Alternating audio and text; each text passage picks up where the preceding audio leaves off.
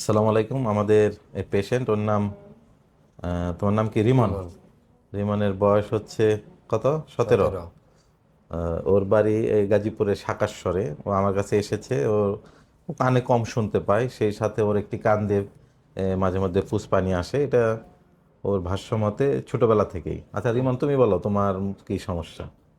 আমার সমস্যা মাঝে মাঝে কান দিয়ে এই যে পানি বেরায়, আর মাঝে মাঝে বিষ করে। যে কোন কান? ডান কান। এটা কতদিন যাবত? এটা মনে করেন অনেক দিন যাবতই, মানে মাঝে মাঝে এরকম হয় আর কি। ঠান্ডা আচ্ছা লাগলে বেশি হয়। আচ্ছা, ঠিক আছে। ও যেরকম বললো যে ওর মাঝে মধ্যে ওর কান দিয়ে একটু পুষ্পানি বের হয়, এর মানে হচ্ছে যে ওর কানটা দিয়ে ওর কানের মধ্যে পর্দায় সমস্যা থাকার সম্ভাবনা বেশি। তারপরে আমরা একটু দেখব। আমরা কান দেখার আগে সবসময় আমরা ভালো কানটা আগে দেখে থাকি। আমরা দেখি আগে ওর ভালো কানটার মধ্যে কি অবস্থা। এইটা দেখি তোমার ভালো কানটা। এন্ডোস্কোপের সাথে আমরা দেখছি যে ওর কানে বাম কানের পর্দাটা একটু দেখার চেষ্টা করতেছি।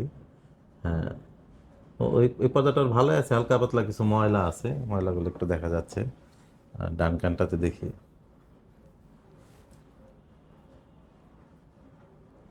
হ্যাঁ, ওর ডান কানে আসলে এই যে একটু পুজ জমে আছে বোধহয়, এর মধ্যে বোধহয় পুজ পানি বের হয়েছিল বোধহয়, এটা জমে আছে এটা।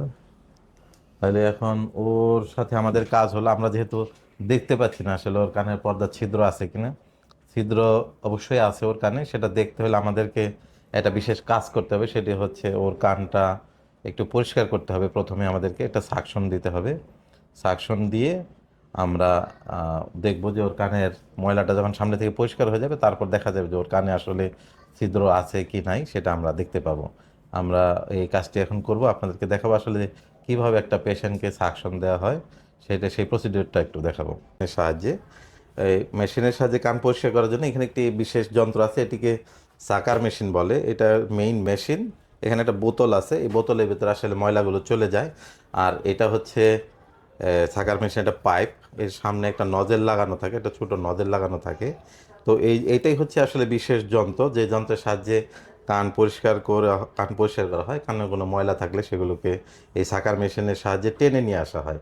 তো সাকার মেশিনটা আমরা কিভাবে চালাই, এটাকে আমরা আহ, একটু ইলেকট্রিক লাইনের সাথে সংযুক্ত করি।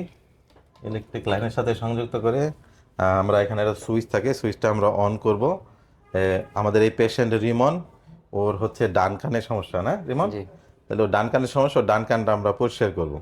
তো এটা করার জন্য আমার আবার বিশেষ একটু প্রস্তুতি নিতে হয়। আমার হাতে একটি বিশেষ চশমা আপনারা দেখতে পাচ্ছেন, এটিকে লুপ বলে। অর্থাৎ আমি ওর কানের ভিতরে যেই ময়লাটা থাকে এটাকে, অর্থাৎ কানের ছিদ্রে যে আমি প্রবেশ করব, আমাকে দেখার জন্য এই লুপটা কানের ছিদ্রটাকে আরো বড় করে আমাকে দেখাবে।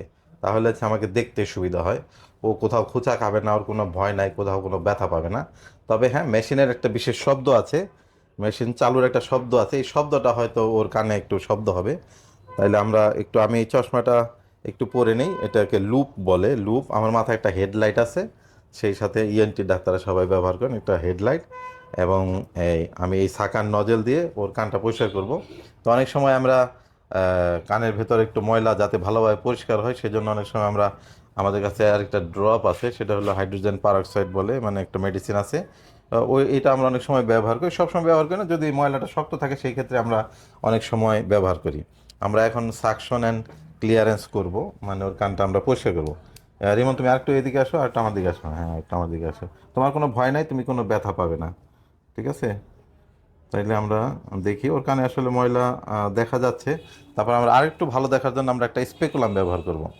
একটা স্পেকুলাম কি জিনিস আমি দেখাচ্ছি। এটা হচ্ছে একটা স্পেকুলাম।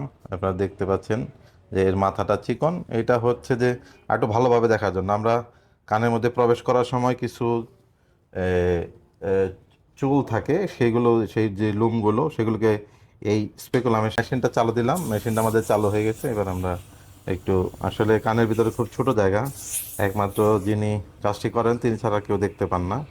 এই যে আমরা,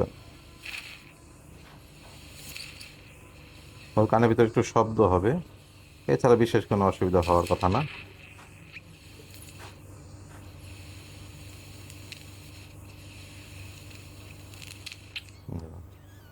তুমি হাত দিও না, তুমি ব্যথা পাইলে আমাকে বলবো যে ব্যথা পাচ্ছি বা কোনো অসুবিধা হচ্ছে, এটা একটু বলবো।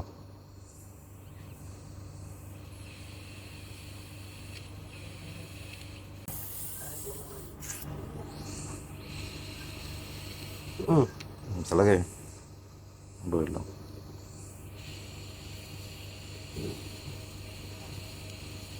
এইটা ফেলেন।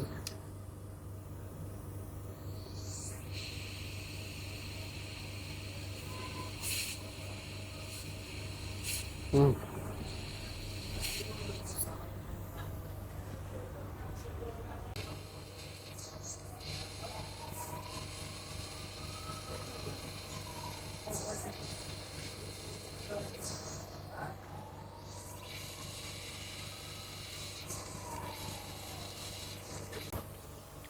দেখো তো উঠতে পারো কিনা, মাথা ঘুরায় কিনা, মাথা ঘুরায়, মাথা ঘুরায়। তো শুয়ে থাকো, শুয়ে থাকো, বসে থাকো, হেলান্দা থাকো, হেলান্দা থাকো।